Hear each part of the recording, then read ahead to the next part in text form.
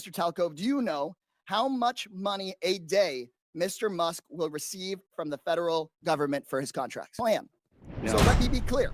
When Republicans talk about government efficiency in this Congress, they're not looking into billionaires who don't pay their taxes. They're not looking into billionaires who get rich off of government contracts. They're not looking into Elon Musk firing watchdogs who are supposed to keep him accountable. They're looking at cutting your public schools. They're going straight for your Social Security. They're coming The straight. American people are $36 trillion in debt. It certainly seems reasonable that someone has been fired. I now Medicare goes bankrupt in 10 years. And then 15 years from now, the dollar is completely devalued and worth nothing. So what does that mean? That means your pension, the money in your banks, your savings is nothing. It's worthless. So what are we doing? We're trying to save this country. We're trying to save your pensions. We're trying to save your bank accounts. We're trying to save this country. I now recognize the gentleman from Texas, Mr. Kassar. This subcommittee is supposedly about looking into waste, fraud, and abuse. So I'd like to start talking about independent inspector generals who are supposed to be looking into waste, fraud, and abuse. Mr. Talcove, do you know how many inspector generals at agencies that were investigating Elon Musk's companies have been fired by the Trump-Musk administration? No. It is 5. Ms. Royal, the Inspector General of the Department of Labor had 17 open investigations into Tesla and SpaceX. Do you know what the Trump-Musk administration did to that Inspector General? No. They fired him, and I think y'all know. Mr. Whitson, the Inspector General of the Department of Transportation was investigating Tesla. Do you know what the Trump-Musk administration did to that Inspector General? No. They were fired. The Department of Defense's Inspector General was looking into SpaceX. Mr. Hedler, do you know what the Trump-Musk administration did to that Inspector General? I believe he was fired. Thank you. I think everybody on the panel knows what the answer to these questions were. The U.S. Department of Agriculture Inspector General was investigating Musk's Neuralink. Mr. Talcove, now I'll ask you again under oath, do you know what Mr. Trump did to that Inspector General that was looking into one of Musk's companies? No. He was fired. The Inspector General at the EPA was repeatedly taking on Tesla. Mr. Hedler, since it seems that you're answering the questions that everyone knows the answer to, do you know what the Trump-Musk administration did to that Inspector General? I believe he was also fired. Also fired. At least 5 inspector generals that were looking into Elon Musk's companies were fired by the Trump-Musk administration. These inspector generals who are independent, protected by law, they are the people that find the waste, fraud, and abuse and found many of the cases of waste, fraud, and abuse that have been brought up today, fired because they were looking into Elon Musk. At the NLRB, the National Labor Relations Board, which is supposed to protect workers from getting their unions busted by folks like Elon Musk, made functionally broken by the so-called Department of Government Efficiency that really is the Department of Government Efficiency for Elon Musk, not for you. They are trying to shut down the Department of Education, the Department of Labor. You know what Elon Musk doesn't seem to be looking into? His own contracts. Again, I'll ask you, Mr. Talcove, do you know how much money a day Mr. Musk will receive from the federal government for his contracts? No. The answer is $8 million a day. Just last year, Elon Musk was promised $3 billion from close to 100 contracts with the federal government. Ms. Royal, do you know how much the average person in this country who survives on Social Security, one of our seniors who's worked their entire life, about how much they have to survive on a day? I do not. $65 a day. We're not looking into Elon Musk's $8 million a day.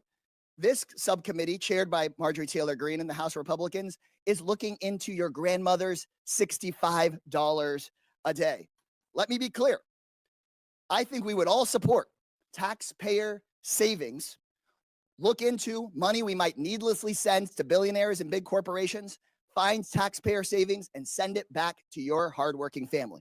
But instead, what House Republicans and the Trump-Musk administration want to do is they want to look into your kids' lunch money, your kids' teacher's salary, into your grandparents' Social Security. They want to take that money and give it out in billionaire tax cuts, and they're talking about that in committee tomorrow. in budget committee tomorrow. They just released their plan. So let me be clear. When Republicans talk about government efficiency in this Congress, they're not looking into billionaires who don't pay their taxes. They're not looking into billionaires who get rich off of government contracts. They're not looking into Elon Musk firing watchdogs who are supposed to keep him accountable. They're looking at cutting your public schools. They're going straight for your Social Security. They're coming straight for cancer research. They're coming straight for the Department of Education. They're not looking at big tech. They're not looking at big pharma because those people fund their campaigns.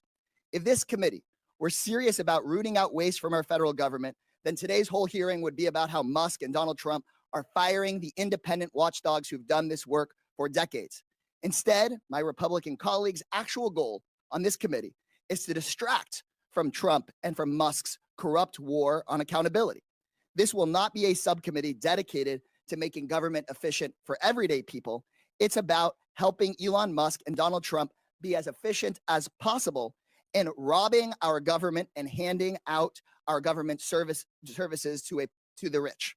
So this seems that this subcommittee is The just going to gentleman's be like time the is agency it's named expired. after, The gentleman's sham. time has expired. a total sham.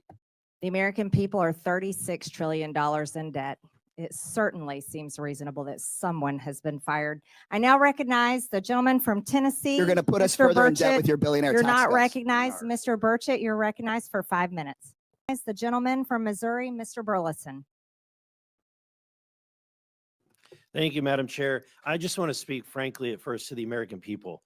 We're nearing $37 trillion in national debt. What does that mean? That means that each and every U.S. taxpayer owes over $323,000. Okay. What does that mean? That means when the EPIC, which is the Economic Policy Innovation Center, says we have 18 trillion left. That's it. 18 trillion left to take out. And we're spending $2 trillion in debt every year. Folks, we're at the precipice of a debt, we're like a debt cycle. We are literally at a point in which the dollar will be worth nothing. What does that mean? And we know Social Security goes bankrupt in 8 years, right? Medicare goes bankrupt in 10 years. And then 15 years from now, the dollar is completely devalued and worth nothing. So what does that mean? That means your pension, the money in your bank, your savings is nothing. It's worthless. So what are we doing? We're trying to save this country. We're trying to save your pensions. We're trying to save your bank accounts. We're trying to save this country for the next generation. And it would be nice if we had help. But instead, we have people that are fighting us on this. And I think that I would hate to be in the Democratic Party right now because you're in a really bad bind. You're having to defend all of this crazy spending, all of this crazy waste. So how do you do it? You do ad hominem attacks. You attack the messenger. Oh, Elon Musk, right? He's rich. He must be evil, right? That's the attacks.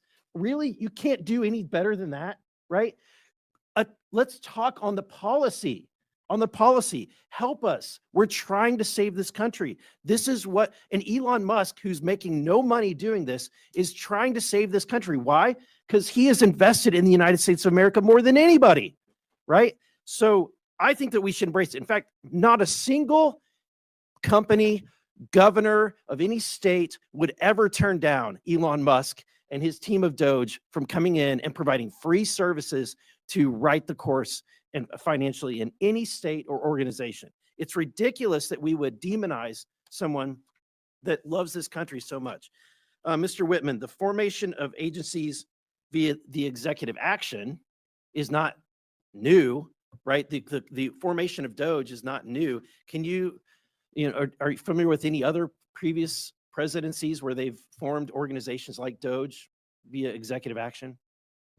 Yeah, so actually the agency that Doge is occupying is one that was created in a previous administration. So it is something that happens routinely. But I don't know if that answers your question. Yeah, there's been the Office of Budget Management was created, Environmental Protection Agency was created, the U.S. Digital Service, which is now Doge, was created all by executive order, right? And actually one other I'd add is USAID was originally created through an executive order by President Kennedy and then later formalized. And then, Madam Chair, I have a video I would like to end with that just let's review if we could cue that to remind, and I want to remind my Democratic friends at a point in which you once had the majority of the American people on your side. This is what your party believed in. This report tells us how to cut waste, cut red tape, streamline the bureaucracy, change procurement rules, change the personnel rules, and create a government that works better and costs less. I've read it, and where it says the president should, the president will. Among the 800 recommendations, eliminating 12% of the federal workforce, merging some government agencies like the FBI, the DEA, and the Bureau of Alcohol, Tobacco, and Firearms, closing hundreds of government offices outside Washington. From the day I took office, one of the commitments that I made to the American people was that we would do a better job here in Washington in rooting out wasteful spending. We thought that it was entirely appropriate for our governments and our agencies to try to root out waste, large and small, in a systematic way.